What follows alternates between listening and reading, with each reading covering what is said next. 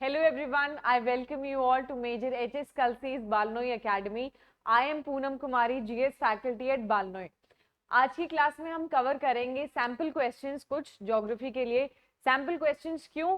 क्योंकि they give you an idea right कि exam में, एक्चुअल एग्जाम में किस टाइप के क्वेश्चंस आते हैं, और जो है it also helps you prepare better. Okay, so we begin with the questions now. पहला क्वेश्चन आपके सामने क्वेश्चन है which of the following are true. So correct statement आपको पता करना है with respect to the Indian peninsular plateau. Right, India एक peninsula है, आपको पता है, सर्दर्न साइड पे, और उसको लेकर जो है 3 स्टेटमेंट्स आपके सामने हैं. पहला, the Deccan lava plateau is an elevated table land. ठीक है, plateau is anyway a table land consisting of horizontally arranged lava sheets. ठीक है, ये भी हमें पता है कि वो लावा की कूलिंग की वजह से बना है. So this is true, elevated table land है, ये भी ठीक है. नेक्स्ट स्टेटमेंट अगर बात करते हैं, मालवा प्लेट्यू, ठीक है, जो कि डेक्कन प्लेट्यू के नॉर्थ में है, डोमिनेट्स द विंध्यन स्कार्प. ठीक है, forming the northern flank of the plateau. बिल्कुल ठीक है, नॉर्थ में है मालवा प्लेट्यू, इसके कोई दिक्कत नहीं है. तीसरा स्टेटमेंट भी ठीक है, द ट्रोज ऑफ नर्मदा और ताप्ती रिवर जो है विंध्या और सतपुरा के बीच में बहती है, नर्मदा और ताप्ती. बिल्कुल ठीक है, तो तीनों स्टेटमेंट बिल्कुल ट्रू है. आपका option A will be correct. ये आपका यूनिट है, इंपॉर्टेंट यूनिट, ड्रेनेज बेसिन. तो ड्रेनेज बेसिन और ड्रेनेज जो आपका सिस्टम है इंडिया में, उससे ये इंपॉर्टेंट क्वेश्चन आया है, और उससे आप देखेंगे कि लगभग हर बार क्वेश्चंस हर यूनिट में आ ही रहे हैं. राइट, चलते हैं नेक्स्ट क्वेश्चन की तरफ. यहाँ पर आप देखेंगे कि बहुत डायरेक्ट क्वेश्चन आया. जैसे कुछ क्वेश्चंस होते हैं स्टेटमेंट बेस्ड होते हैं, सम क्वेश्चंस जो स्टेटमेंट बेस्ड नहीं होते हैं. तो पहला क्वेश्चन, यहाँ पे सेकंड क्वेश्चन है, which of the following is a major plate. You know tectonic plates की 2 कैटेगरीज होती हैं, मेजर एंड माइनर. तो मेजर प्लेट पूछा है, पैसिफिक प्लेट. अगर आपने हल्का भी मैप देखा है, you would know Pacific plate जो है, Pacific plate is the major plate. ये कोकोस, नाज़का, अरेबियन, फिलिपाइन, ये जो है बाकी आपकी छोटी प्लेट्स हैं. So very easy question. Third question is river Godavari. Again you see drainage system का क्वेश्चन है.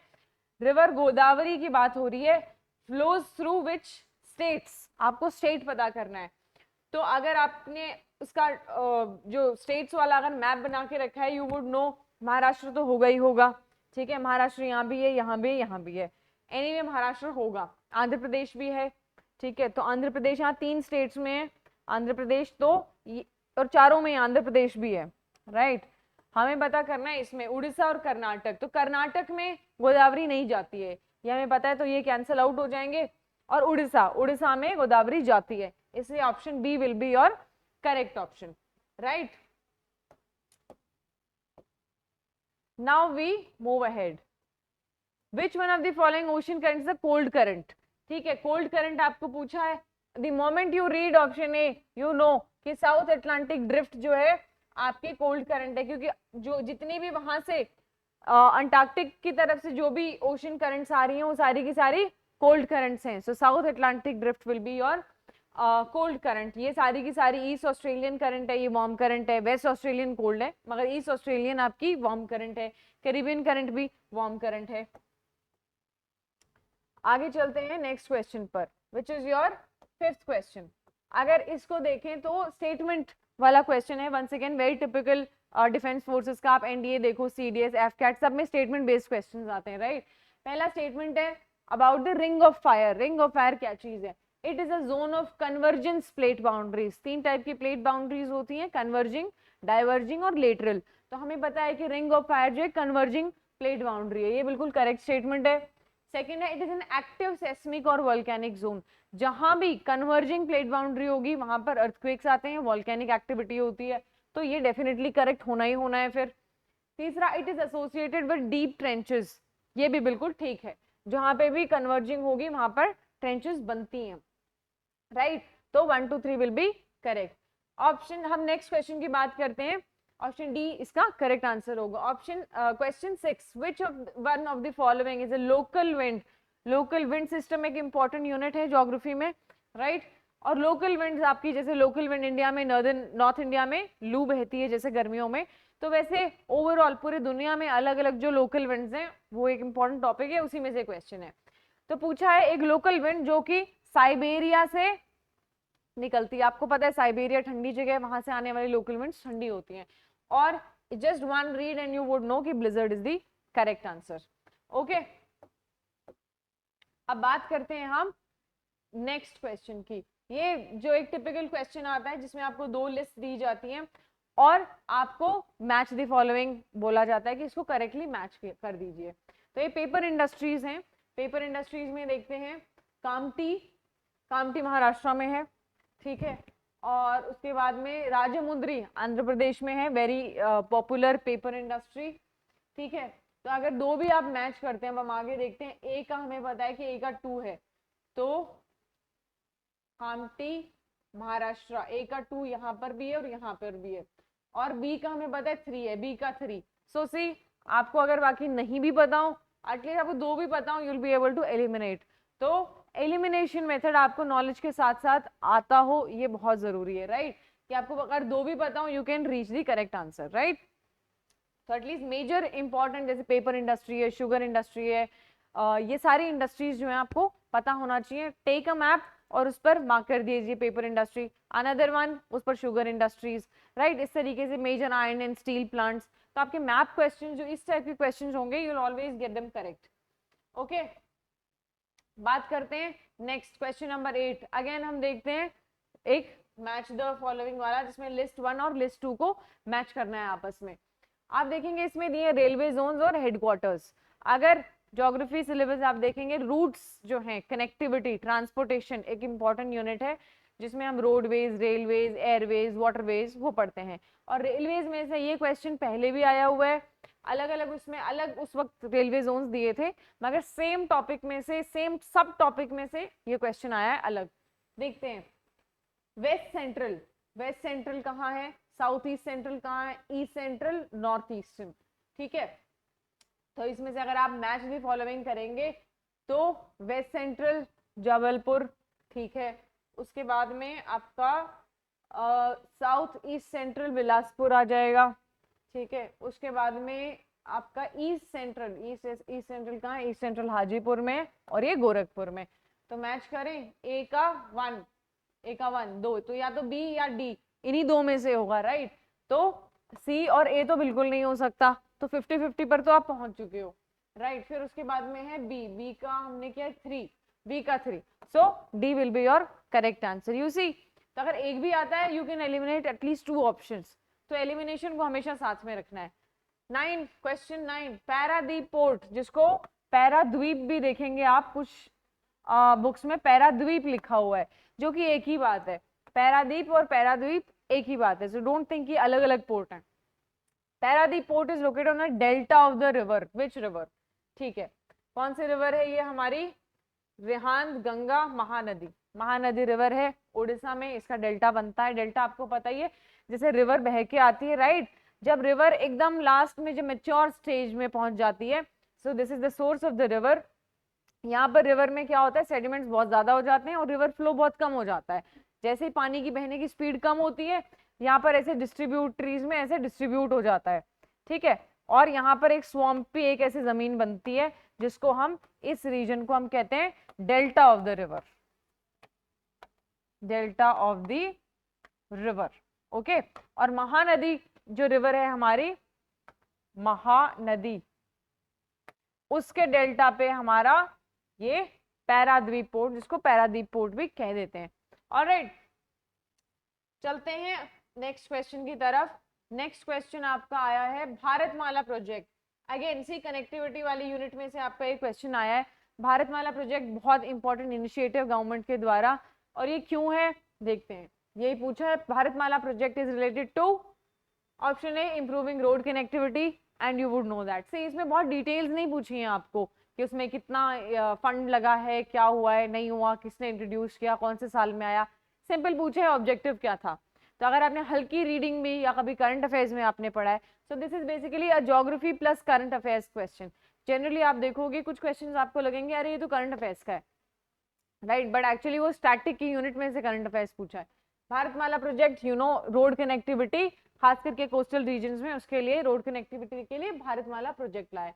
इंटरलिंकिंग पोर्ट, इसके लिए सागरमाला स्कीम है, ठीक है। तो just reading the first option and you would no. हल्का भी अगर आपने कभी कहीं कंटेंट में, कहीं करंट अफेयर्स के कंटेंट में या जो रेगुलर क्लासेस होती हैं ज्योग्राफी की उसमें देखा होगा, you would no. Easy question. बात करते हैं 11th क्वेश्चन की। विच one of the following is not. पहली गलती तो यही नहीं करेंगे कि क्योंकि फटाफट पढ़ते हैं फिर you jump on to the options. हमेशा यहाँ पर इसमें कैपिटल लिखा है, हो सकता है क्वेश्चन में कैपिटल करके ना लिखा हो, but do pay attention to this. पूछा इंडस रिवर, जिसको सिंधु नदी कहते हैं। इंडस वैली सिविलाइजेशन आपने पढ़ी होगी हिस्ट्री में, वो सिविलाइजेशन इसी रिवर के आसपास डेवलप हुई थी।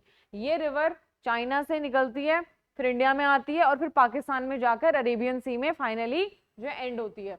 इसकी ट्रिब्यूटरीज हैं इंडिया में काफी पॉपुलर, ठीक है। और उसमें पूछा कि कौन सी नहीं है, so we look at the options.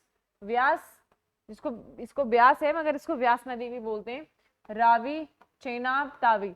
तो सिंपल, आपको पता है इंडस रिवर की 5 ही मेन ट्रिब्यूटरीज हैं, झेलम, चेनाब, रावी, व्यास और सतलुज। तो ये जो तावी नदी है ये इसकी ट्रिब्यूटरी नहीं है और हमें यही चाहिए था, तो ऑप्शन हो जाएगा option D. This is your correct option. Alright, now we move to the next question. Diamond quadrilateral की बात हो रही है जो इंडियन रेलवेज का है। तो ये पूछा है कि इनमें से किस किस को कनेक्ट करेगा।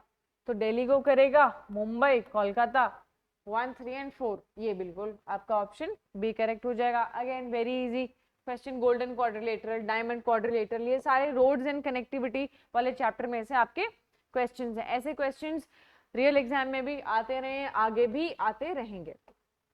We move to the next question now. Okay, the question says which one of the following types of forest covers the maximum area in India? Forests and grasslands another important unit in geography। और ये question आते हैं कई बार, क्या होता है आपको 3 statements दे दिए जाते हैं और पूछा जाता है कि कौन से टाइप का फॉरेस्ट है। इस बार क्वेश्चन इसमें ये है कि विच one of the following is the forest जो कि इंडिया में सबसे ज्यादा पॉपुलर है। एंड यू नो इंडिया में एवरग्रीन तो उतना है नहीं, हमारे डेसिडुअस है। तो मैं डेसिडुअस में मॉइस्ट डेसिडुअस और ड्राई डेसिडुअस दोनों दे दिए हैं, थोड़ा सा डिफिकल्टी लेवल एनहांस करने के लिए। The correct answer is India में मॉइस्ट डेसिडुअस है। मॉनसून के टाइम भर भर के बारिश होती है और moist deciduous is the type of forest जो which covers the maximum area in India. Okay, अब ये नेक्स्ट क्वेश्चन हमारा ये है एक मैप क्वेश्चन, राइट। तो बोला कंसिडर करो इन सारी कंट्रीज को, Bulgaria, Russia, Azerbaijan, Albania, Turkey, ठीक है। और इनमें अगर देखेंगे हमें पूछा है कि इनमें से ब्लैक सी में बॉर्डर किसका नहीं लगता है, ठीक है। Okay, we see Bulgaria, Bulgaria का तो लगता है, ठीक है। रशिया का भी लगता है, अजरबैजान तो नहीं और अल्बानिया भी नहीं है। टर्की, टर्की है, टर्की भी है। तो 1, 2 and 5 C will be your correct option, ठीक है। तो अगेन मैप क्वेश्चन, जितनी भी मेजर वाटर बॉडीज है, सी कैस्पियन सी, ब्लैक सी, मेडिटेरेनियन सी, आपको पता होनी चाहिए कि इनकी जो बॉर्डरिंग कंट्रीज हैं वो कौन सी हैं। तो आपको पूछा जा सकता है ये। और अक्सर आई थिंक मेडिटेरेनियन पे एक प्रीवियस ईयर्स में क्वेश्चन भी पूछा था कि इनमें से कौन सी कंट्री, एनडीए में पूछा था कि इनमें से कौन सी कंट्री जो है लैंड लॉक्ड है, और बाकी सारी जो कंट्रीज थी उनका बॉर्डर लगता था मेडिटेरेनियन में। तो ये जो मेजर बॉडीज हैं, जो मेजर वाटर बॉडीज हैं, आपको पता होना चाहिए कहाँ पर है। Okay, we move to the next question now. आते हैं हमारे क्वेश्चन नंबर 15 के ऊपर, ठीक है। 15 क्वेश्चन क्या है, IST meridian, Indian standard time जो मेरिडियन है 82 डिग्री 30 ईस्ट से पास होता है। और ये पूछा कि कौन से स्टेट्स में से पास होता है, ठीक है। 82 डिग्री ये जो हमारा इंडियन स्टैंडर्ड टाइम की जो लाइन है, जो लॉन्गिट्यूड है, ये कौन से स्टेट्स में से पास होता है।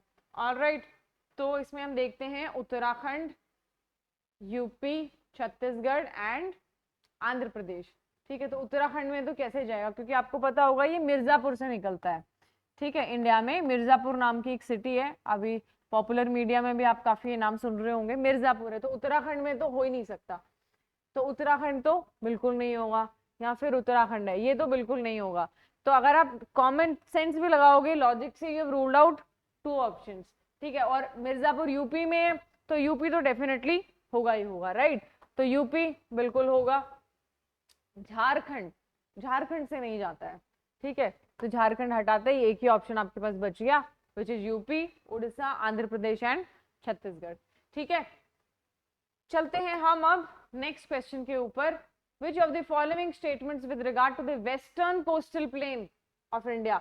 तो सी, अगर हम फिजियोग्राफिक डिविजन्स ऑफ इंडिया पढ़ते हैं जब, तो हम पढ़ते हैं जो प्लेन एरियाज है हमारे, कोस्टल प्लेन्स हैं, नॉर्दर्न प्लेन्स नहीं, वो तो नॉर्थ में इंडो गंगेटिक प्लेन्स हैं। जब कोस्टल प्लेन्स पढ़ते हैं तो हम पढ़ते हैं वेस्टर्न कोस्टल प्लेन, ठीक है, जिसमें आपका केरला, ऊपर कर्नाटक, गोवा, महाराष्ट्र, गुजरात की सारा कोस्टल रीजन आ जाता है। इसमें पूछा कि it is a narrow belt, ठीक बात है, नैरो बेल्ट है। It is an example of the submerged coastal plain, ये तो बहुत वेल नोन फैक्ट है कि हमारी जो वेस्टर्न कोस्ट लाइन है वो एक सबमर्ज्ड कोस्टल प्लेन है, और ईस्टर्न जो है वो थोड़ी सी वो इमर्जिंग कोस्ट लाइन है, ठीक है। Third, it provides natural conditions for the development of ports, ये भी बिल्कुल ठीक है। It has well developed deltas. Now see another question delta पे। डेल्टा मैं आपको अभी ऑलरेडी एक्सप्लेन कर चुकी हूँ। अगर डेल्टा की हम बात करें तो वेस्टर्न साइड पे तो डेल्टा बिल्कुल भी नहीं बनते, क्योंकि मेजर रिवर्स ही वैसे हमारी ईस्ट फ्लोइंग रिवर्स हैं इंडिया में, चाहे आप गंगा को देख लो, गोदावरी देख लो, कृष्णा, कावेरी, सारी ईस्ट फ्लोइंग रिवर्स हैं। वेस्ट में दो ही नदियां जाती हैं, नर्मदा और तापी, और दोनों ही डेल्टाज नहीं बनाती हैं, वो एस्चुरीज बनाती हैं। जब एक रिवर ओशन में जहां मीट करती है वहां ब्रांचिंग नहीं हो रही है, सीधा जाके ओशन में मिल रही है, उसको हम बोलते हैं एस्चुरी, ठीक है। तो बिल्कुल वेल डेवलप्ड डेल्टाज तो बिल्कुल भी हो नहीं सकते हैं। नंबर 4 तो बिल्कुल नहीं होगा, तो नंबर 4 नहीं होगा, नंबर 4 यहाँ नहीं होगा, और 3 करेक्ट है। तो हमारे पास एक ही ऑप्शन बचता है, ऑप्शन ए, 1, 2 एंड 3। ओके, चलते हैं नेक्स्ट क्वेश्चन पर। तोंगुप पास कौन से इंडिया को कहां पे किस देश से कनेक्ट करता है, ठीक है। Tongup pass is a mountain corridor connecting India with, again current affairs plus geography वाला क्वेश्चन है, ठीक है। एंड इजी आंसर इसका म्यांमार है, जो हमारा पड़ोसी देश है, ठीक है। बात करते हैं नेक्स्ट 18th क्वेश्चन की। In India the maximum amount of rainfall, see whether and climate में से आपका ये क्वेश्चन है, बहुत ही इंपॉर्टेंट क्लाइमेटोलॉजी की यूनिट है। उसमें इंडिया का वेदर और क्लाइमेट जब आप पढ़ते हो तो आप पढ़ते हो मॉनसून के बारे में। इंडिया एक हैवी मॉनसून डिपेंडेंट कंट्री है, हमारा एग्रीकल्चर भी सारा मॉनसून पर डिपेंडेंट है, इजंट इट। देखते हैं वेस्टर्न डिस्टर्बेंसेस। देखिए वेस्टर्न डिस्टर्बेंसेस से इंडिया में रेनफॉल आती है, मगर विंटर्स में आती है, और आप इतना तो आप बता ही सकते हो कि विंटर्स में रेनफॉल तो बहुत कम आती है इंडिया में, राइट। तो ये वेस्टर्न डिस्टर्बेंसेस से रेनफॉल आती है, मगर हमें पूछा मैक्सिमम अमाउंट ऑफ रेनफॉल, ये कहना थोड़ा मुश्किल है। नॉर्थ ईस्ट मानसून जो कि रिट्रीटिंग मानसून होता है, इससे भी रेनफॉल आती है, मगर अगेन मैक्सिमम तो हमारे साउथ वेस्ट मानसून से, विच इज योर नेक्स्ट ऑप्शन, ठीक है, साउथ वेस्ट मानसून। तो यहाँ से ये दिस गिव्स अस, जितना भी जो हमारा मेजर जो हमारी वाटर नीड्स हैं वो साउथ वेस्ट मानसून से मीट होती हैं। So very easy question, option C. Now see, बात करते हैं हम नेक्स्ट क्वेश्चन की। Which of the following biosphere reserves in India is included in the world network of biosphere reserves? Biosphere reserves protected areas होते हैं, वहां की biodiversity को एज अ होल, उस इकोसिस्टम को प्रोटेक्ट करने के लिए ये एक इनिशिएटिव गवर्नमेंट का लिया हुआ है। इन टोटल इंडिया में 18 बायोस्फीयर रिजर्व्स हैं, जिनमें से 10 जो हैं इस लिस्ट में हैं। अगर आप और पढ़ना चाहते हैं, man and biosphere program, MAB program है, तो you should read more about it. Biospheres पे क्वेश्चंस आते रहे हैं, पहले भी उनका लोकेशन पूछा होता है, इस बार लोकेशन ना पूछकर इंटरेस्टिंगली ये क्वेश्चन जो है, और ये PYQ भी एक आया था आपका, ठीक है। तो 19 में हम पढ़ते हैं कौन से जो हमारे बायोस्फीयर रिजर्व्स लिखे हुए हैं। गल्फ ऑफ मन्नार, ठीक है, गल्फ ऑफ मन्नार तो नहीं है बायोस्फीयर रिजर्व्स में, तो आप इसको तो वैसे एलिमिनेट कर सकते हो। नीलगिरी, बिल्कुल नीलगिरी है, तो देखते हैं आगे। नोक्रेक भी है, पंचमढ़ी भी है, ठीक है। पन्ना और पन्ना है, MP में ये हमारा बायोस्फीयर रिजर्व है, ठीक है। तो option C will be your correct option. Next question की बात करते हैं, विच इज योर प्रश्न number 20। Which one of the following rivers was earlier known as Vitasta. Now see this is very interesting, because जो सारी जो हमारी रिवर्स हैं, आप देखेंगे कि उनका जो प्राचीन काल की जो हमारे जो टेक्स्ट हैं उनमें इनका मेंशन पाएंगे आप। जैसे रिवर सरस्वती, जो अभी हमें नहीं पता है उसका क्या स्टेटस है, अंडरग्राउंड बहती है कि वो एक इमेजिनरी रिवर है, जो भी है, मगर सारी रिवर्स के जो है पहले पुराने नाम होते थे। जैसे अभी जो मुंबई है उसका पहले बॉम्बे नाम हुआ करता था, राइट, वैसे ही। तो वितस्ता नदी जो है या वितास्ता नदी कौन सी नदी का पुराना नाम है? तीस्ता, झेलम, तुंगा, झेलम हमारा करेक्ट आंसर है। तो जितने भी मेजर रिवर्स हैं इंडिया की, ट्राई टू नो कि इनके पुराने नाम क्या थे। ठीक है, very interesting question and be aware of such questions, highly likely to come in your real exam. आगे चलते हैं, बात करते हैं हमारे क्वेश्चन नंबर 21 की। River Sharda okay drains in the northern plains of UP, UP के नॉर्थ में, before entering in the plains Sharda को क्या कहते हैं। ठीक है, तो सरस्वती का तो हमें वैसे ही नहीं पता कि ये कहाँ है, तो ये तो वैसे भी नहीं होगा। भागीरथी है, ठीक है, तो भागीरथी आती है प्लेन्स में, मगर northern plains of UP, Kali river, Kali is your correct option. Kali नदी को शारदा नदी भी कहते हैं, इसका दूसरा नाम है, जैसे अभी हमने झेलम का वितस्ता देखा था, काली का शारदा नाम भी है। लगभग हर कंट्री का आप देखेंगे कि हर रिवर का जो है मल्टीपल नाम होते हैं, तो do look into that. Next question है question number 22। During a solar eclipse, आपको पता है सेलेस्टियल बॉडीज अगेन ज्योग्राफी में वेरी इंपॉर्टेंट, और कुछ सेलेस्टियल बॉडीज हैं उनके मूवमेंट, जैसे स्पेसिफिकली सन, अर्थ और मून, इनका जो मूवमेंट है इसके ऊपर क्वेश्चंस आते हैं, high tide, low tide, spring tide, neap tide, ठीक है, और सोलर एक्लिप्स, लूनर एक्लिप्स। तो अभी देखते हैं सोलर एक्लिप्स क्या होता है। क्वेश्चन है the earth comes in between the sun and the moon, नहीं, the moon comes in between the sun and the earth, this is your correct. जब अर्थ और सन के बीच में चांद आ जाता है तब हमारा बनता है सूर्य ग्रहण, क्योंकि अर्थ से सन दिख रहा था, अब बीच में चांद आ गया तो सूरज पे क्या हुआ, ग्रहण लग गया। ठीक है, तो ये हमारा बहुत सिंपल बेसिक कंसेप्चुअल क्वेश्चन है, but the thing is conceptual clarity ही नहीं हो पाती है, अगर वो नहीं है geography will be very difficult, right. But once your concepts are in place, आप इजीली जो है अपनी कैलकुलेशंस करके और सारे क्वेश्चन कर लेंगे, क्योंकि geography is a very rewarding subject. Okay, you have your basics in place, you have your concepts in place, and you will be good to go. बात करते हैं which one of the following is again not, see ऐसे जब not लिखा आएगा तो you might miss out on it, please do not do this mistake. Which one of the following is not an international, see important international boundary lines होती हैं आप देखेंगे जैसे अंडमान निकोबार के बीच में पूछा जाता है, लक्षद्वीप और आपके इसमें मालदीव्स के बीच में पूछा जाता है 9 degree channel, 10 degree channel, 8 degree channel, ये सारे जो इंटरनेशनल लाइंस हैं, लैटिट्यूड्स हैं, पूछे जाते हैं। बात करते हैं इंडिया में, अगर देखें इंडिया पाकिस्तान के साथ है ना, रैडक्लिफ लाइन, मैकमोहन लाइन, ये लाइंस। एनीवे देखते हैं options. Dresden line, okay Dresden line is not an international boundary line for sure, और हमें यही पूछा है। लेट्स सी बाकी क्या है। दुरंद लाइन, जो कि एक्चुअली पाकिस्तान और अफगानिस्तान के बीच में लाइन है, दुरंद लाइन। इंडिया और पाकिस्तान के बीच में रेडक्लिफ लाइन है, आपको पता ही होगा। पाकिस्तान और अफगानिस्तान के बीच में दुरंद लाइन है। मैग्नेट लाइन और 38th पैरेलल, ये है हमारी फ्रांस और जर्मनी के बीच में, फ्रांस एंड जर्मनी, ओके। और 38th पैरेलल, ये very popular, north Korea and south Korea. ठीक है, तो ये आपकी लाइंस हो गई। तो डेफिनेटली ये तो इंटरनेशनल बाउंड्री लाइंस हैं जो कि कंट्रीज के बीच में है बेसिकली।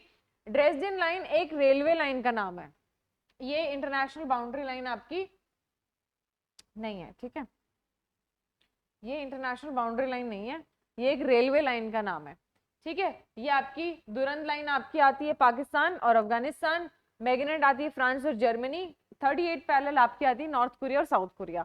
ये वैसे भी इंपॉर्टेंट है, सारी मैंने बता दी हैं, क्योंकि हो सकता है स्पेसिफिकली कभी ये पूछा जाए कि 38 पैरेलल किसके और किसके बीच में, बिकॉज नॉर्थ कोरिया की वजह से see it's always in news, right. तो हाईली लाइकली कि 38 पैरेलल पूछी जाए, तो you should know this. Okay, चलते हैं आगे। आपका नेक्स्ट क्वेश्चन है 24 and the question asks the Amarkantak hills very famous is the source of which of the following reverse. ठीक है, तो हम इसमें देखते हैं नर्मदा तो है, बिल्कुल नर्मदा तो फेमस ही इसीलिए कि अमरकंटक, महानदी नहीं है, महानदी नहीं होगी। तो अभी अगर आप इसमें देखेंगे 1 है तो अतनौसी, 1 आपको पता है, तो बच गया सिर्फ एक ही option which is option B, 2 only. ठीक है, बाकी सारी नदी इसमें से आती है। अगर आपको इतना भी पता है कि नर्मदा का सोर्स कौन सा है, अगेन ड्रेनेज सिस्टम में से ये क्वेश्चन है। वेरी इजी क्वेश्चन अगर बेसिक्स आते हैं, एंड वेरी डिफिकल्ट क्वेश्चन अगर बेसिक्स नहीं आते हैं, क्योंकि there is no way you can guess, there are multiple options and it will become difficult. But 1 1 1 एक ही बचता है एंड ऑप्शन बी। अब चलते हैं आगे। which which two of the following are connected by north south corridor? ये आपका पूछा जा रहा है कि जो हमारे इंडिया में आप देखेंगे ईस्ट वेस्ट कॉरिडोर है रोड का, और नॉर्थ साउथ रोड कनेक्टिविटी की बात हो रही है, नॉर्थ साउथ। ठीक है, तो नॉर्थ साउथ आप देखेंगे अमृतसर कोलकाता तो वैसे ही नहीं हो सकता क्योंकि ईस्ट वेस्ट डायरेक्शन में, तो ये तो बिल्कुल नहीं होगा। हैदराबाद भोपाल हो सकता है but no, the correct answer is actually Kashmir से कन्याकुमारी, कश्मीर में श्रीनगर, कन्याकुमारी। ठीक है, अब बात करते हैं 26, क्वेश्चन नंबर 26 देखते हैं। The same side of the moon faces the earth. हमेशा ये तो आपको सबको ही पता है कि जो मून की एक ही साइड हमें दिखती है, फेजेस चेंज होते रहते हैं उसके शैडो के हिसाब से, मगर जो फेस हमें विजिबल है वो सेम ही फेस होता है। क्यों? वैसे तो ये बहुत बेसिक ही क्वेश्चन है, पर let's see. Option A, moon and the earth have gravitational force. Okay, but that is true, but that has no relation to कि उसका फेस सेम ही फेस क्यों दिखता है। वो तो हमें पता है कि उसके रोटेशन की वजह से होगा, right. Moon can not change its position, ऐसा तो कुछ भी नहीं है। ठीक है, तो ये तो एब्सर्ड स्टेटमेंट हो गया, ये ट्रू है but not relevant. Okay, the period of rotation of the moon on its axis and period of revolution around the earth is almost the same. यही है basic. Again celestial movement, rotation, revolution, ये जो movements हैं basic सन, अर्थ और moon के, इन पे question, solar Eclipse पे जैसे अभी ये क्वेश्चन देखा था, तो इनके मूवमेंट्स की क्लैरिटी आपको पता होनी चाहिए कि क्यों मून अपने फेजेस चेंज करता है, क्यों हमें एक ही साइड दिखती है, रोटेशन कितना किस हिसाब से करता है, कितनी देर में करता है, कितनी ड्यूरेशन में करता है, कैसे करता है, रोटेशन होता क्या है पहली बात, और उसका और रेवोल्यूशन का फर्क क्या है। Anyway, we move to the next question now. Which of the following statements concerning natural regions of the world are correct? Alright, तो कुछ क्लाइमेटिक रीजन्स दिए हैं यहाँ पर, देखते हैं question. Question 1, equatorial climatic regions have less urbanisation. Okay, तो जो इक्वेटर वाले एरियाज हैं लेस अर्बनाइजेशन है, ठीक है, वहां जनता भी कम रहती है क्योंकि फेवरेबल क्लाइमेट नहीं है, एक्सेसिव हीट, ह्यूमिडिटी, रेनफॉल, तो इतनी अर्बनाइजेशन नहीं है। बिल्कुल ठीक स्टेटमेंट है, 1 1 1, तो सी तो नहीं होगा, इतना तो क्लियर है। फिर चलते हैं, Mediterranean climate regions have high level of urbanisation. ये बिल्कुल ठीक है क्योंकि एक फेवरेबल क्लाइमेटिक कंडीशंस वहां पर मिलती हैं। आपने प्लांटेशंस, पता ही है आपको, ऑलिव्स की प्लांटेशंस और हर किस्म की प्लांटेशन जो है, इतनी वाइन्स बनती हैं वहां पर, ग्रेप यार्ड्स होते हैं, वाइन यार्ड्स, तो विनयार्ड्स वगैरह की सारी प्लांटेशंस में ही खेती होती है। तो ओके ठीक है, Mediterranean climate regions have a high level of urbanisation, और अर्बन तो यूरोप आपको पता है ही है, 2 भी है, तो ये भी नहीं होगा क्योंकि 2 है। Now let's see 3 and 4, equatorial climatic regions have high concentration of population. नहीं होगा, क्यों? क्योंकि फेवरेबल क्लाइमेट ही नहीं है, यू नो दिस। 3 नहीं होगा, तो 3 नहीं होगा, तो एक ही आपके पास ऑप्शन बचता है, 1 2 and 4। This is how you see you handle MCQs. खास करके जो स्टेटमेंट बेस्ड क्वेश्चंस आते हैं, generally the aspirants find them very intimidating, but if you read them well कोई दिक्कत नहीं है। ठीक है, अब चलते हैं हम आगे। नेक्स्ट 28 क्वेश्चन आपका ये है, which one of the following would have occurred if the earth had not been inclined on its axis? Again you see earth और उसके inclination, उसके movement पे question है। Okay, let's, all the seasons would have been of the same duration. Well, see, कोई sense नहीं बनता क्योंकि हर duration, हर, ये कह रहे हैं कि हर जो वो उसका रिवोल्यूशन से मतलब होगा, उसका एक्सिस पे झुके रहने से कोई मतलब नहीं है। क्योंकि अगर आपने बेसिक, अगर आपका कॉन्सेप्ट इसमें क्लियर है तो यू वुड नो कि जो इंक्लिनेशन है एक्सिस पर, यू नो ना, अर्थ अपने एक्सिस पे इंक्लाइंड है, उसकी वजह से क्या होता है, सीजन्स जो है चेंज होते रहते हैं, तो the seasons would not have changed. ठीक है, तो this would be your correct option. Very simple question, but हाँ, अगर बिल्कुल भी पढ़ाई नहीं हुई है, कंसेप्ट क्लियर नहीं है, तो फिर तो मुश्किल लगेगा, otherwise it's a simple question. बात करते हैं नेक्स्ट क्वेश्चन की, स्प्रूस और सेडार। ये ट्री वेराइटीज सी आपको पता ही होगा, ये अगर आपने हल्का भी, if you have gone through your content, these are high altitude trees, ये माउंटेनियस रीजन्स में मिलते हैं। तो ये फॉरेस्ट दिए हैं, तो माउंटेन रीजन्स में कौन से फॉरेस्ट मिलेंगे? इक्वेटोरियल फॉरेस्ट तो नहीं मिलेंगे, टेम्परेट कनिफेरस फॉरेस्ट मिलेंगे, मानसून फॉरेस्ट भी नहीं मिलेंगे, टेम्परेट डेसिडस तो बिल्कुल नहीं मिलेंगे।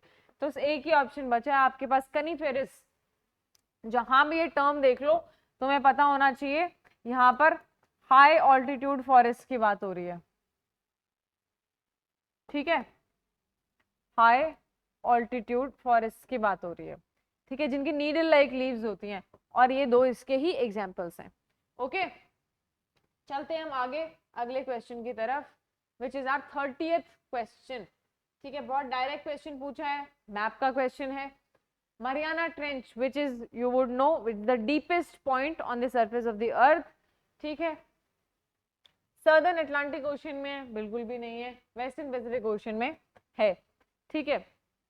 आप देखो कि अंडमान निकोबार आइलैंड्स के पास में मरियाना सॉरी ये आपकी साउथ वेस्ट पैसिफिक में आपकी मरियाना ट्रेंच है। नेक्स्ट क्वेश्चन की बात करते हैं, 31, कंसिडर दी फॉलोइंग पेयर्स। ये आपकी नेम ऑफ द स्ट्रेट, ठीक है, जैसे इंडिया और श्रीलंका के बीच में पाक स्ट्रेट है, वैसे ही इन्होंने पूछा है कि कौन सी कंट्रीज के बीच में, तो इधर कंट्रीज दी हुई हैं आपकी और इधर स्टेट्स दी हैं। पहले हॉर्मुज स्ट्रेट, ठीक है, वेरी पॉपुलर, न्यूज में रहती है, करंट अफेयर्स में आपने हॉर्मुज हॉर्मुज सुना ही होगा, ये फिर भी कम आती है, ये तो न्यूज में बहुत आई है। तो ईरान और ओमान के बीच में, नाउ सी यू नो, अगर थोड़ा भी पता है यू वुड नो कि ओमान के बीच में, ना कि इसके बीच में। तो 1 is correct, 1 is incorrect, right. तो ये तो नहीं हो सकता, ये कोई भी नहीं हो सकता, बस option C is your correct answer, easy, right. तो बस इतना भी बताओ, तो बेसिकली करंट अफेयर्स का क्वेश्चन है वैसे देखा जाए तो, क्योंकि ये न्यूज में डेली आता है। अगर आपने इसको ज्योग्राफी के अंडर कवर किया है मैप्स में, very good, you will still get correct, ठीक है, you will get marks for this, isn't it. तो हमने कर लिए 31 क्वेश्चंस, अब चलते हैं आगे। 32 क्वेश्चन आया है, मैच लिस्ट विद 1 लिस्ट 2। तो ये आपकी लिस्ट 1 है और ये आपकी लिस्ट 2 है। ओके, आपको मैच दी फॉलोइंग करना है। दिया क्या यहाँ पर, जियोमॉर्फिक एजेंट्स। आपको पता है जियोमॉर्फिक एजेंट्स होते हैं, जैसे विंड हो गया, वाटर हो गया, ग्लेशियर हो गया, वेव्स, ये सब एजेंट्स होते हैं, और ये अलग अलग फीचर्स बनाते हैं, लैंडफॉर्म्स बनाते हैं, जैसे sand dune. Sand dune is basically depositional feature made by the agent wind, ठीक है। तो ground water, okay, ground water से देखते हैं कौन से बने। ग्राउंड वाटर से आपको पता है 4 बनेगा, ठीक है, तो ए का 4 है, ए का 4, ओके, ए का 4 ए में है। और नेक्स्ट देखते हैं रनिंग वाटर, ग्लेशियर, विंड, ठीक है। तो अगर आप यहाँ पर देखोगे प्लाया, तो आप देखोगे कि प्लाया डेजर्ट्स में पाया जाता है, तो दिस इज विंड। तो आपका डी का 3 आएगा, डी का 3 है, ठीक है। ग्लेशियर में आप देखोगे हॉर्न्स बनते हैं, ग्लेशियर, सी का 2, तो ये, और बी का 1, तो हमारा करेक्ट ऑप्शन ए हो जाएगा, ठीक है। Playa is basically type of lake जो कि डेजर्ट रीजन में मिलता है, इसके बेड पर बहुत ज्यादा सॉल्ट्स होते हैं, और ये टेम्पररी लेक होता है, कभी पानी इसमें होता है, फिर जब ज्यादा गर्मी पड़ती है पानी इवेपोरेट कर जाता है, ठीक है। लेपीज क्या होते हैं, बेसिकली एक लाइमस्टोन का लैंडफॉर्म है जिस पर ऐसे क्रैक्स पड़ जाते हैं, अंडरग्राउंड होता है, फिर एक पॉइंट के बाद में वो एक्सपोज हो जाता है जब ऊपर का सॉइल, टॉप सॉइल हट जाता है। प्लंज पूल, ये रनिंग वाटर से बनता है, ठीक है। जब भी आप देखोगे आप देखेंगे ये वाटरफॉल जो होता है आपका, वाटरफॉल में जहाँ पानी गिरता है बिल्कुल उसके बेस पे गड्ढा होता है, उसी को प्लंज पूल बोला जाता है। हॉर्न, हॉर्न क्या होता है, आप देखोगे कि जो दुनिया के हाईएस्ट माउंटेन पीक्स हैं, they are horns, including your Mount Everest, ठीक है।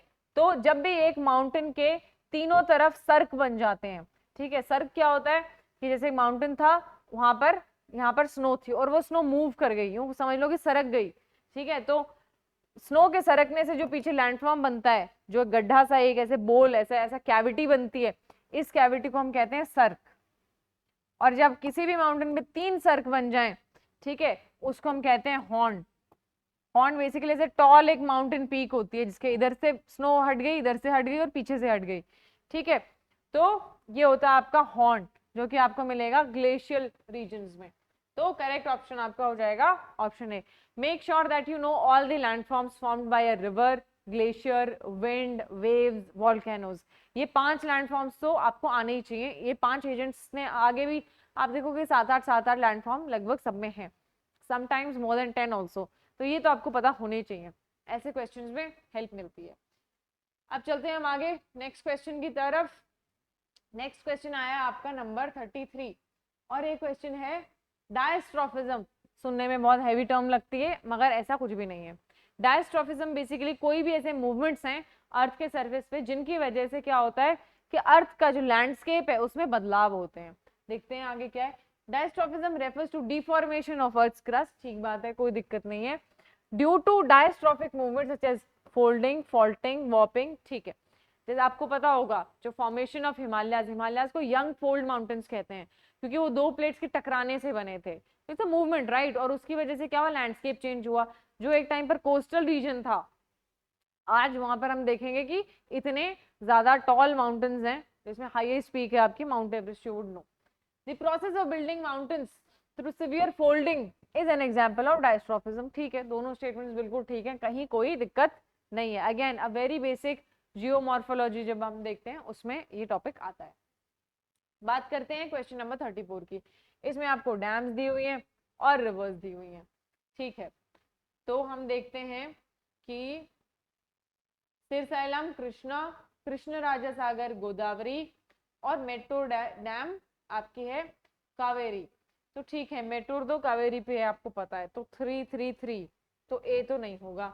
ठीक है, और कृष्णराजा सागर डैम ये कहाँ है आपकी, सिरसलम, कृष्णा।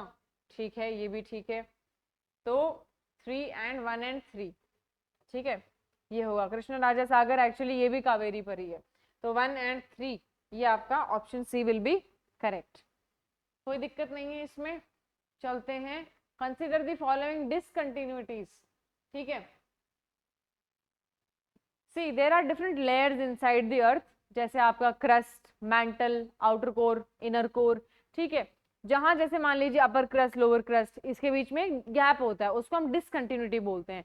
फिर क्रस्ट और मैंटल के बीच में एक डिसकंटिन्यूटी आएगी, फिर मैंटल और आउटर कोर और इनर कोर, ऐसे करके डिसकंटिन्यूटीज होती हैं। जनरली इस पर क्वेश्चन आते हैं कि या तो इनको अरेंज कीजिए टॉप टू बॉटम या बॉटम टू टॉप। ठीक है, या फिर पूछ लेते हैं डायरेक्टली कि इनर कोर और आउटर कोर के बीच वाला जो लेयर है, वो जो डिसकंटिन्यूटी है वो कौन सी वाली है। लेट्स सी यहाँ क्या है। Consider the following discontinuities on the earth surface, arrange them. A typical arrangement वाला क्वेश्चन। Arrange these continuities vertically from top to bottom, तो हमें ऊपर से जाना है। तो आपको पता है सबसे पहले कॉन्राड आती है, सी से क्रस्ट, सी से Conrad, remember it like that. L से लोवेस्ट, लीमेन लोवेस्ट आती है, तो ये 4 तो 4th पे होगा और ये 1 होगा। तो देखते हैं 3 और 4, तो 3 और 4 हमारे पास 2 ऑप्शन में है, बी में। ठीक है, और ये हमारी आएगी 3 रेपिडी डिसकंटिन्यूटी, फिर आपकी कॉनराड के बाद रेपिडी आती है और फिर गुटनबर्ग आती है। ठीक है, तो इसका ऑप्शन हो जाएगा ऑप्शन डी। ठीक है, option D is the correct answer. चलते हैं नेक्स्ट क्वेश्चन की तरफ, विच is your question number 36। Troposphere is the hottest part of atmosphere. ये तो सबको पता है। ट्रोपोस्फियर देखिए, एटमॉस्फेयर के लेयर्स होते हैं। Atmosphere is basically blanket around the earth. ठीक है, जो अर्थ की ग्रेविटी की वजह से ऐसे चिपका रहता है, वरना तो we would have lost our atmosphere, but gravity है जिसकी वजह से हमारा एटमॉस्फेयर है। हमारे एटमॉस्फेयर के अलग अलग लेयर्स हैं। सबसे पहले आता है ट्रोपोस्फियर, फिर आता है स्ट्रेटोस्फियर, फिर आता है मीजोस्फियर। मीजोस्फियर मिडिल में आता है, ऑलवेज रिमेंबर, एम से मिडिल, एम से मीजो, मीजो। उसके बाद में आता है आपका ट्रोपोस्फियर, स्ट्रेटोस्फियर, मीजोस्फियर, थर्मोस्फियर, और लास्ट में आता है एक्सोस्फियर, जहां एग्जिट हो जाता है, एक्सोस्फियर लास्ट वाला। ठीक है, और वहां पर ऑलमोस्ट हम स्पेस में जो एटमॉस्फेयर मिल जाता है। तो ट्रोपोस्फियर की बात हो रही है, जो कि पहला लेयर है। अगर क्रस्ट से हम चलते हैं, नियरेस्ट मतलब जो फर्स्ट है, ये हम ट्रोपोस्फियर में ही एग्जिस्ट कर रहे हैं, और it is the hottest layer of the atmosphere. और ऐसा क्यों है, क्योंकि अर्थ इतना हीट रेडिएट करती है। तो देखते हैं, it is closest to the sun, ऐसा तो नहीं है, ये तो सबसे दूर है बल्कि सन से। एक्सोस्फियर है क्लोजेस्ट। There are charge particles in it, ऐसा नहीं है, ये थर्मोस्फियर में होते हैं। ये एक्सो का कैरेक्टरिस्टिक है, एक्सोस्फियर।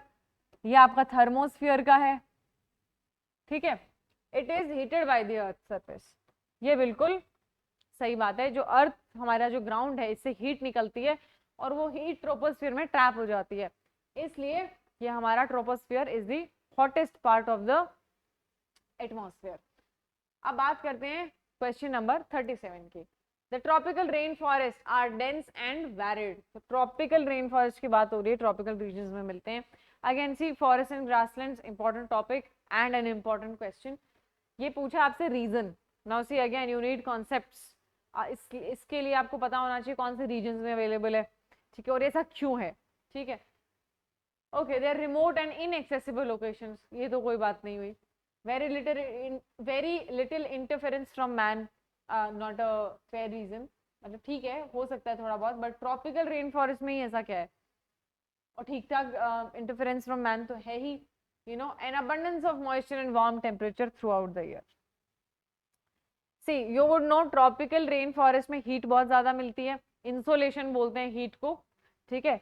इंसोलेशन मतलब जो रिसीव्ड सोलर एनर्जी है, हीट है, तो हाई हीट है उसकी वजह से ज्यादा इवेपोरेशन होता है, उसकी वजह से ज्यादा ह्यूमिडिटी होती है, ज्यादा रेनफॉल होती है, और रेनफॉल जहां ज्यादा होगी वहां पर फॉरेस्ट हमेशा डेंस होंगे, राइट। तो मॉइस्चर ज्यादा है, वार्म टेम्परेचर है, रेनफॉल होगी, तो फॉरेस्ट ग्रोथ कैसी होगी, डेंस होगी, ठीक है। और वही हमसे पूछा था, डेंस और वेराइड मतलब डाइवर्सिटी, डेंसिटी और डाइवर्सिटी हमेशा ज्यादा होंगी अगर वहां पर टेम्परेचर में मॉइस्चर और आपका टेम्परेचर ज्यादा है। तो मॉइस्चर और टेम्परेचर की बात हो रही है, और ये हमारा tropical rain forest. Now let's move on to the next question.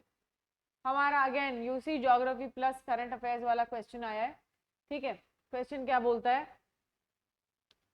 CPEC China Pakistan economic corridor जो है उस पर क्वेश्चन आया हुआ है। It connects China's Uyghur autonomous region with Gwadar port.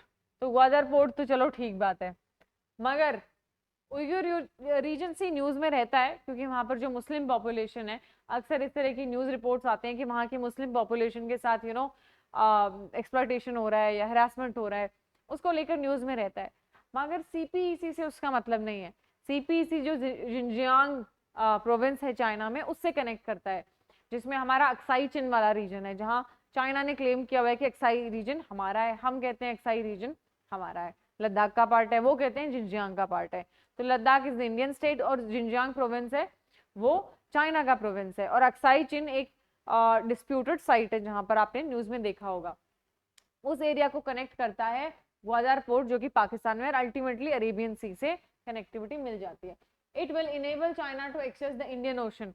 बिल्कुल ठीक है, अरेबियन सी में जब आप आई गए हो तो इंडियन ओशन में कनेक्टिविटी मिली गई है।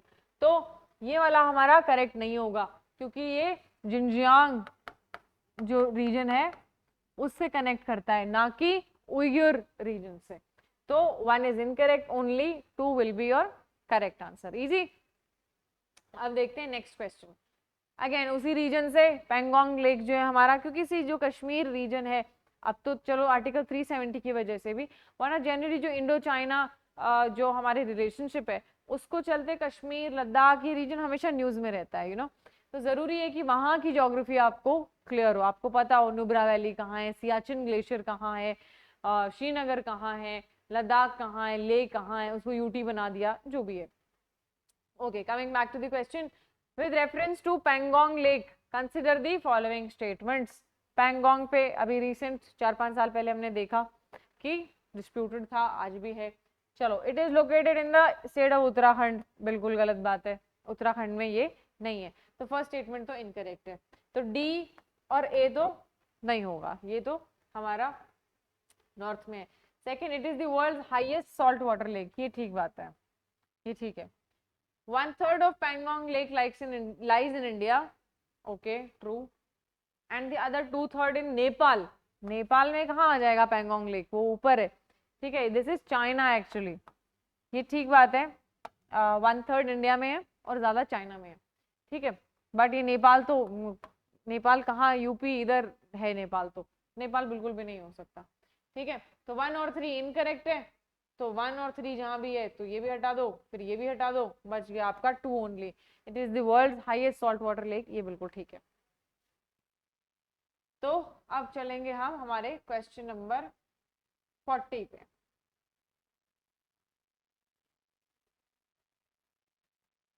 Consider the following countries, Laos, Cambodia, China, Thailand, सारी साउथ एशियन एशियन कंट्रीज आ जाती हैं हमारे पास। Which of the above mentioned countries share land border with Vietnam? Now see, a map question. Vietnam news में होने की वजह से ये क्वेश्चन पूछा है, ठीक है। क्वेश्चन में पूछा हमें कि इस पे इसके जो जो इंटरनेशनल बॉर्डर है वियतनाम का, उससे कनेक्ट कौन सी करती हैं। तो हमें पता है कि लाओस कंबोडिया तो करते ही करते हैं, वो इमीडिएट नेबर्स हैं वियतनाम के, तो इसमें तो कोई डाउट ही नहीं है। तो 1 और 2 तो ये है और ये है, तो 1 और 3 नहीं होगा, ठीक है। चाइना भी करता है, चाइना के साथ उसका कंफ्लिक्ट है, ठीक है, तो उसकी न्यूज आती है अक्सर, तो चाइना भी है, तो 1 2 3 है। 1 2 3 एक ही ऑप्शन में आपका, सॉरी 2 में है, 1 2 3 इसमें भी है और इसमें भी है। 4 की देखते हैं, थाईलैंड, थाईलैंड का इससे बॉर्डर नहीं लगता, ठीक है, तो 1 2 3 है करेक्ट, ठीक है। Option C will be your correct answer. Now see about map is, you can not learn कि हर कंट्री का कौन सी कंट्री के साथ बॉर्डर शेयर होता है, ये सही स्ट्रैटेजी भी नहीं होती प्रेपरेशन की। प्रेपरेशन की सही स्ट्रैटेजी क्या है कि जो भी कंट्रीज मेजरली न्यूज में है, जैसे फॉर एग्जांपल इजराइल अभी न्यूज में है, तो यू शुड नो कि उसकी नेबरिंग कंट्रीज कौन सी हैं। अंडरस्टैंड, इंडिया की तो पता होनी ही है, वो तो होनी भी चाहिए, ठीक है। जैसे पाकिस्तान है तो यू शुड नो कि इनकी नेबरिंग कंट्रीज कौन सी हैं। रशिया और यूक्रेन अभी चल रहा है इनका आपस में कंफ्लिक्ट, तो you should know about their geography कि कहाँ से क्या दिक्कत हो रही है वहां पर, ठीक है। तो ये क्वेश्चन जो है आपको मैप क्वेश्चन, ऐसा नहीं है कि हर कंट्री के नेबरिंग कंट्रीज याद करने बैठ गए हो, ऐसा नहीं होगा कभी भी। जो मेजर कंट्रीज हैं जिनका अभी रिसेंटली न्यूज में चल रही हैं, उन कंट्रीज का पर आपको डेफिनेटली पता होना चाहिए। अभी जैसे ताइवान है, ताइवान डेली न्यूज में आता है, नॉर्थ कोरिया डेली न्यूज में आती है, ठीक है। अभी मेक्सिको में जैसे पहली फीमेल प्रेसिडेंट बनी है, तो यू शुड नो कि मेक्सिको कहाँ है, यूएस उसके नॉर्थ में है कि यूएस उसके साउथ में है, कनाडा कहाँ पर है। तो एक बेसिक आइडिया आपको वर्ल्ड मैप का जरूर होना चाहिए। What you can do is 7 continents के मैप्स निकालो and at least have a fair idea, okay. अब हम चलते हैं हमारे नेक्स्ट क्वेश्चन की तरफ। क्वेश्चन नंबर 41 आया हमारा, रॉक्स एंड मिनरल्स नामक एक जो हमारी यूनिट है, very famous, very popular and very favourite, isn't it? Rocks which contain fossils. See, ऐसी रॉक्स जिनमें फॉसिल्स हैं, तो हम देखेंगे सेडिमेंट्री रॉक्स, बिल्कुल ठीक बात है। 3 टाइप की रॉक्स होती हैं। सी, पहली होती है आपकी इग्नियस रॉक्स, जिनको प्राइमरी रॉक्स भी कहते हैं, जो लावा की कूलिंग की वजह से बनती हैं। फिर बाद में आती हैं आपकी सेडिमेंट्री रॉक्स, जो कि सेडिमेंट्स के ऐसे लेयर में डिपोजिशन होने की वजह से बनती है। अक्सर क्या होता है, कोई अगर फॉसिल है पुराना, से कोई एनिमल की डेड बॉडी है, कोई भी चीज है, वो उन लेयर्स के बीच में ट्रैप हो जाती है और विद इयर्स मतलब हीट प्रेशर में वो वहां पे रहती है, मगर नीचे और ऊपर लेयर्स हैं तो वो डैमेज नहीं होती। और आप देखोगे हमें मिलियंस ईयर्स के हमें फॉसिल्स मिलते हैं जो हमें बताते हैं कि एक टाइम पर यहाँ पर ज्योग्राफी कैसी रही होगी। जैसे राजस्थान से कुछ शेल्स मिले हैं, जैसे हमें ओशन के आसपास मिलते हैं, तो इससे पता लगता है कि एक पॉइंट पर ये एरिया जो था ये पानी के नीचे था, ठीक है। तो इस तरीके के जो फॉसिल्स होते हैं दे आर वेरी इंपॉर्टेंट और हमें बताते हैं वो हमारी अर्थ की ज्योग्राफी के बारे में। और जो सेडिमेंट्री रॉक्स हैं हमारी, which is second type of rock, उसमें मिलते हैं। तो पहला आपका इग्नियस रॉक है, दूसरा सेडिमेंट्री रॉक होता है, तीसरा मेटामॉर्फिक रॉक होती है। मेटामॉर्फिक रॉक बेसिकली इग्नियस और सेडिमेंट्री का ही जब फॉर्म चेंज होता है उसकी वजह से बनती है आपके मेटामॉर्फिक रॉक। अब देखते हैं हम हमारा next question, question number 42। In total today will do 50 questions, ठीक है। तो हम मेजर काम कर चुके हैं, अब आते हैं 42nd क्वेश्चन के ऊपर। Consider the following statements. पहला स्टेटमेंट आपको दिया है, प्राइम मेरिडियन आपको पता है 0 डिग्री लॉन्गिट्यूड है और ये ग्रीनविच नामक शहर से जो यूके में है उससे निकलता है, ठीक है। स्टेटमेंट क्या है, prime meridian passes through Greenwich जो कि यूके में है और 0 डिग्री लॉन्गिट्यूड है, कोई दिक्कत नहीं है। मगर ध्यान रखना, अगर यहाँ लैटिट्यूड आ जाए तो आपको पता होना चाहिए 0 डिग्री लैटिट्यूड नहीं है, 0 डिग्री लैटिट्यूड तो आपका इक्वेटर है। तो जब भी आप ऐसे स्टेटमेंट्स पढ़ते हो ना, हाँ मुझे पता है, इजी स्टेटमेंट भी sometimes you mark it wrong, अगर हल्का सा यहाँ चेंज किया और if you do not read it properly तो स्टेटमेंट गलत हो जाएगा। Do not do that, it can be very tricky at times. Second is international date line, जिससे डेट डिसाइड होती है, ये टाइम डिसाइड करने के लिए होता है प्राइम मेरिडियन, और ये इंटरनेशनल डेट लाइन जो पैसिफिक ओशन से निकलती है, ठीक है, ये डेट डिसाइड करती है। On the map appears as a straight line along 180 degree longitude. Now see, अगर लॉन्गिट्यूड है तो तुम्हें लगेगा कि ये तो स्ट्रेट ही होना है, but no, there are 360 longitudes on the globe, but only one longitude which is not straight is your international date line। तो ये बिल्कुल भी स्ट्रेट नहीं है, तो सेकंड स्टेटमेंट आपका गलत हो जाएगा। तो देखो जहां भी 2 है और 2 है, ये दोनों तो गलत हो गए, ठीक है। देखते हैं, while crossing international date line from east to west one gains a day, नहीं, one loses a day, ठीक है। ईस्ट में सूरज पहले उगता है ना, ठीक है, तो ईस्ट टू वेस्ट जाओगे तो you lose a day. Tropic of Cancer lies at latitude. Okay, that is a very strange statement. Consider the which of the following statements are correct। तो हम देखते हैं, पहला स्टेटमेंट हमारा बिल्कुल सही है, ठीक है, इंटरनेशनल डेट लाइन बिल्कुल गलत है। Tropic of Cancer lies at latitude, basically कहने का मतलब है कि एक लैटिट्यूड है, ठीक है। तो आपको मालूम है लैटिट्यूड्स, अगर फेमस लैटिट्यूड्स आप देखोगे, 0 डिग्री लैटिट्यूड ये इक्वेटर है आपका, सबको मालूम है। इसके ऊपर आता है ट्रॉपिक ऑफ कैंसर, जो इंडिया में से भी निकलता है, this is your Tropic of Cancer. फिर आता है तुम्हारा ट्रॉपिक ऑफ कैप्रिकॉर्न, ठीक है, यहाँ पर आर्कटिक सर्कल और एंटार्क्टिक सर्कल, तो ये इंपॉर्टेंट लैटिट्यूड है। तो ट्रॉपिक ऑफ कैंसर पूछा है, तो ट्रॉपिक ऑफ कैंसर एक लैटिट्यूड ही है, ठीक है, और is a latitude, actually that is a better way of writing it, कि tropic of cancer is a latitude, बिल्कुल ठीक है। तो ये हमारा ये गलत हो गया, तो 2 and 3 तो गलत हो गया, जहां 2 and 3 है वो काट दो, बच गया 1 and 4, ऑप्शन डी। चलते हैं अब नेक्स्ट क्वेश्चन की तरफ। क्वेश्चन आता है हमारा 43, forces which act in the interior of the earth. Okay, exogenic forces, exo तो आप जहां भी एक्स लग गया आपको पता है बाहर की बात हो रही है, एग्जिट, एक्सोस्फीयर, ठीक है, एक्सक्लूसिव, हमेशा बाहर की बात हो रही है, ठीक है। तो एक्सो तो नहीं होगा, एंडो, एंडो का जहां टर्म ही देख लो इसका ही मतलब है एंडो, इनसाइड। तो एंडोजेनिक फोर्सेस, वैसे भी आपने पढ़े होंगे 2 टाइप के फोर्सेस होते हैं, एक्सोजेनिक फोर्सेस जो अर्थ के बाहर काम करते हैं, और एंडोजेनिक फोर्सेस जो कि अर्थ के अंदर काम करते हैं। और हमें क्या पूछा है, इंटीरियर ऑफ द अर्थ के बारे में ही पूछा है, राइट। तो हमारे इंटीरियर ऑफ द अर्थ में यही 2 फोर्सेस काम करेंगे। चलो अब देखते हैं next question, question number 44। Question number 44 हमारा क्या कहता है, क्वेश्चन नंबर 44 कहता है the oceans are important because they are store house of water vapour. चलो ठीक है, okay, water is available for agriculture, but ocean के वाटर से कोई एग्रीकल्चर नहीं होता, तो बी तो नहीं होगा कभी भी। नन ऑफ दीज, देखते हैं, they moderate the climate, this is the most important, see important होने को तो what they are store house of water vapour, ये तो ठीक है क्योंकि उनका सरफेस एरिया ज्यादा होता है, पानी बहुत ज्यादा है, तो store house of water vapour तो एक तरीके से कह सकते हो। Although store house of water vapour नहीं है वो, उससे पानी जब इवेपोरेट होता है तब हम कह सकते हैं। तो अल्टीमेटली इट्स द एटमॉस्फेयर, वैसे देखा जाए क्लाउड्स जो कि वाटर वेपर के स्टोर हाउस होते हैं, बट चलो फिर भी ठीक है।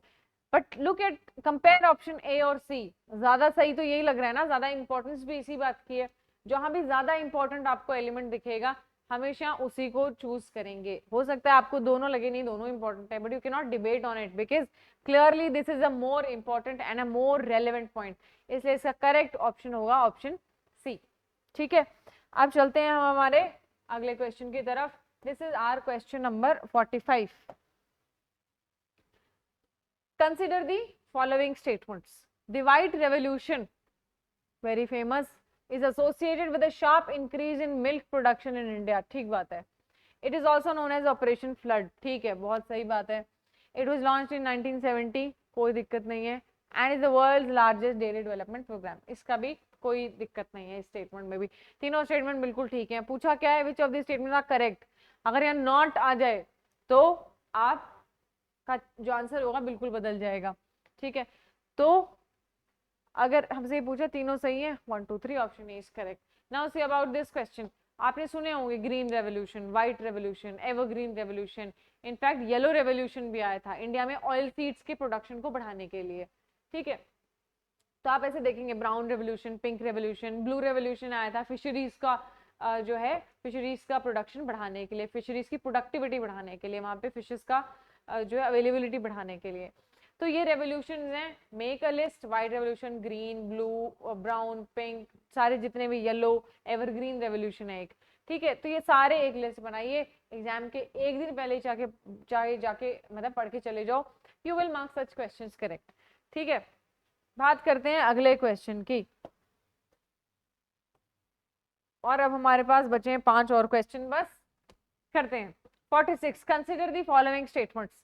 पहला है black soil, see black soil, types of soil is a very important topic and for some reason अगर आप पीवाईक्यूज को एनालाइज करोगे आप देखोगे ब्लैक सॉइल पता नहीं क्यों मगर यूपीएससी का फेवरेट टॉपिक है। टाइप्स ऑफ सॉइल है उसमें ब्लैक सॉइल, कई बार पूछा है कि इसको रेगुर सॉइल किसको कहते हैं, कई बार पूछा है कि कॉटन कल्टीवेशन सबसे ज्यादा किस सॉइल में होता है, कई बार पूछा है कि एक बार पूछा है कि सेल्फ प्लॉइंग सॉइल कौन सा है इंडिया में, उन सबका आंसर ब्लैक सॉइल ही है। तो ब्लैक सॉइल पर एक सैंपल क्वेश्चन आपके लिए, black soils are derivatives of trap lava, ठीक है, लावा ट्रैप्स हैं जो डेक्कन प्लेट्यू में महाराष्ट्र रीजन में, वो ठीक है। They are spread mostly across interior Gujarat Maharashtra, ठीक है, कर्नाटक मध्य प्रदेश में भी थोड़ा है, और डेक्कन लावा प्लेट्यू मालवा प्लेट्यू, ठीक है, लोकेशन भी ठीक दी हुई है, तो दोनों बिल्कुल ठीक है। It is characterised by moderate rainfall, ठीक है, एंड अंडरलाइंग बसाल्टिक रॉक्स, ठीक है, लावा है तो बसाल्टिक रॉक्स ही होंगी वहां पर, और क्या होंगी, है ना। तो 1 2 3 तीनों बिल्कुल सही स्टेटमेंट्स हैं, कोई दिक्कत नहीं है। तो 1 2 3 कहाँ है आपका, ऑप्शन ए में। See there are 8 types of soil in India, soils in India, जिसमें से ब्लैक सॉइल जिसको रेगुर सॉइल भी कहते हैं बहुत इंपॉर्टेंट है, ये आपका डेक्कन प्लेट्यू जो कि महाराष्ट्र में है वहां अवेलेबल है, इसमें कॉटन कल्टीवेशन बेहतरीन होता है, ठीक है।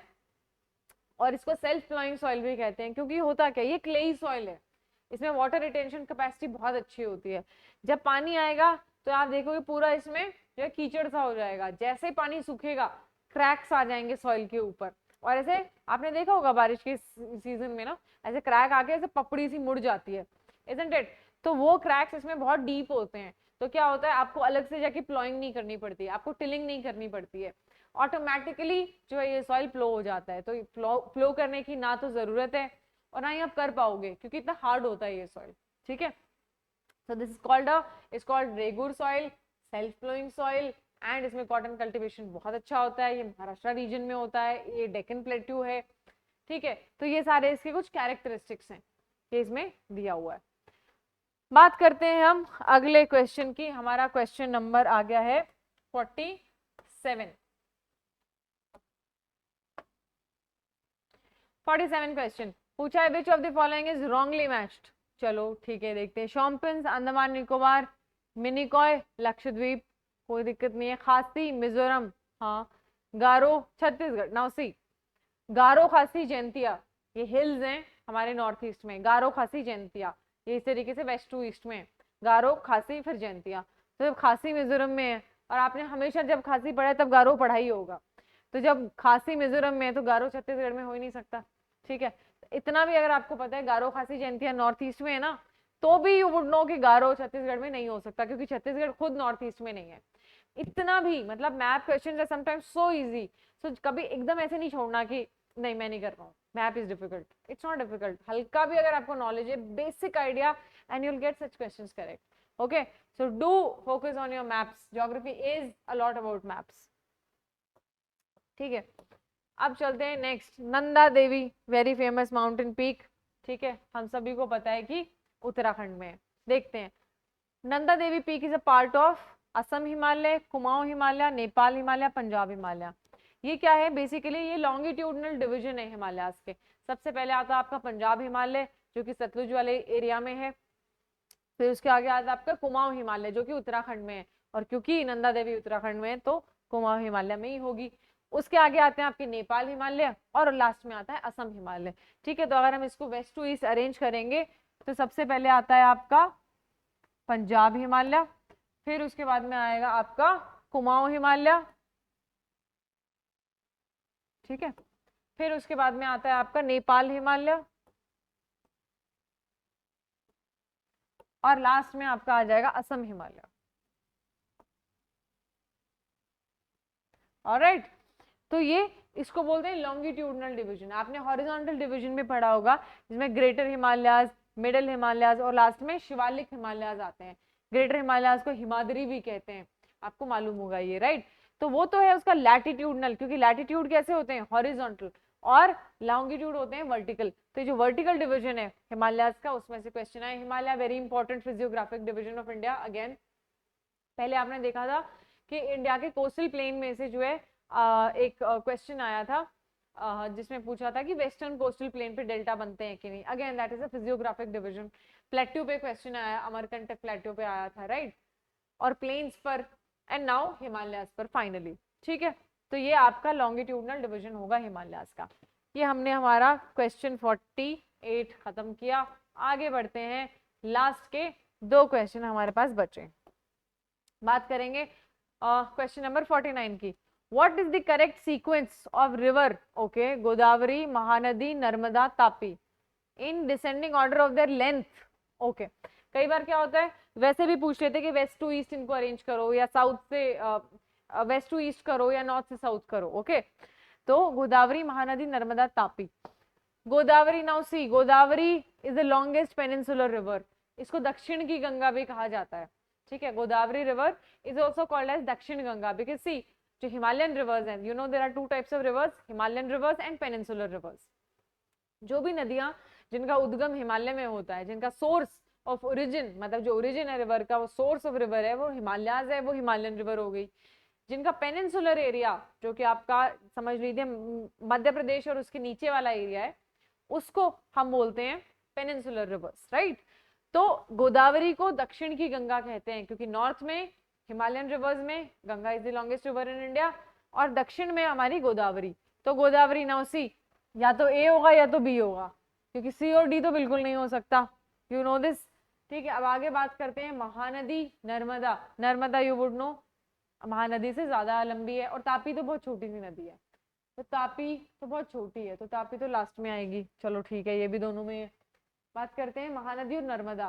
तो महानदी छोटी है नर्मदा से, है ना, तो हमें क्या करना था, descending order of their length लेना था। डिसेंडिंग का मतलब है कि सबसे पहले सबसे बड़ी नदी आएगी और लास्ट में छोटी नदी आएगी, है ना। तो हम देखते हैं सबसे बड़ी गोदावरी है, उसके बाद नर्मदा। तो नर्मदा जो है आपकी बड़ी है महानदी से, तो नर्मदा। तो option B will be your correct, क्योंकि महानदी बड़ी नहीं है, महानदी नर्मदा से छोटी है एक्चुअली। तो आपका आएगा ऑप्शन बी। तो करेक्ट ऑप्शन हो जाएगा 49 क्वेश्चन का क्वेश्चन नंबर बी। बात करते हैं which of these following states does not have oil fields in India. Now see, rocks and minerals में आप पढ़ते हो कोल इंडिया में कहाँ कहाँ मिलता है, पेट्रोलियम इंडिया में कहाँ कहाँ मिलता है, नेचुरल गैस इंडिया में कहाँ कहाँ मिलती है। बिकॉज सी हमारी जो इकोनॉमी है वो बहुत ही फ्यूल डिपेंडेंट इकोनॉमी है।